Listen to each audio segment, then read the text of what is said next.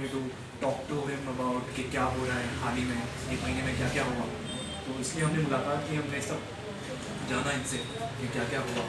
और एक्चुअली सुन के तो काफ़ी शॉकिंग था, लेकिन बस तो फिर इसके बाद हमने रियलाइज़ किया कि नाउ देयर इज़ समवन, कोई है जो इनके खिलाफ खड़े रहना चाहता है।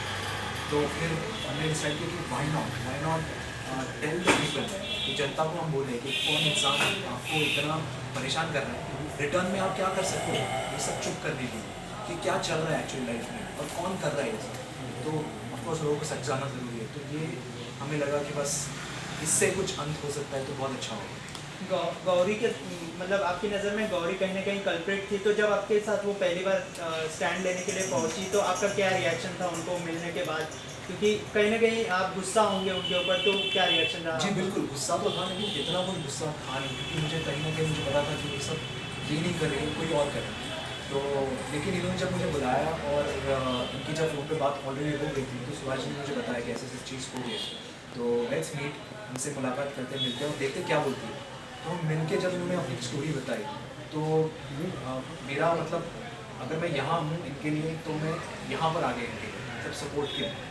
कि जब इनकी मैंने कहानी जानी और मजबूरी जानी, जब इन्होंने मुझसे कहा कि पार्थ मेरी जगह खड़े रहकर देखो, तुम सोचो, तुम जब एक इंसान को खाने के लिए पैसे नहीं है या सोने के लिए जगह नहीं है, तब आपको कोई एक होप देता है कि आपको काम मिलेगा, मैं आपको काम दूँगा, तो आप इंसान ऑब्वियसली जाओगे। क्योंकि मुंबई ऐसी ज़िंदगी, मुंबई ऐसी शहर है जहाँ पर आप स्ट्रगल करना इज़ वेरी डिफिकल्ट, और सिर्फ मेरे लिए नहीं, सबके लिए।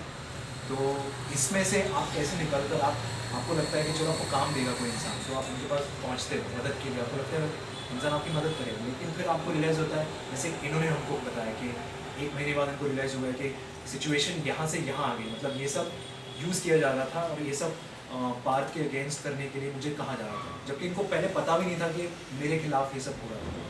तो जब इन्हें रियलाइज़ हुआ, तो अब इनको तब एक्चुअली जब लाइन तब क्रॉस महसूस हुई, जब इनको एक नोटिस भेजी गई, एक नोटिस यानी एक ईमेल भेजा गया और बोला कि ये ईमेल आप पुलिस स्टेशन में जाकर कल रात को आप एक पुलिस स्टेशन में जाकर ये दे दो और बोल दो कि ये बात मुझे परेशान कर रहा है। बहुत अच्छी बात है कि इन्होंने जब ईमेल पढ़ा तो इन्हें समझ में आया कि ये रेप केस है, और ये एक्चुअली बताना चाह रहे पुलिस को कि हम मैंने मतलब इन पर कुछ फोर्सफुली या फिर सेक्शन 377 के ज़रिए मैंने कुछ इन पर अटेम्प्ट टू रेप या रेप किया।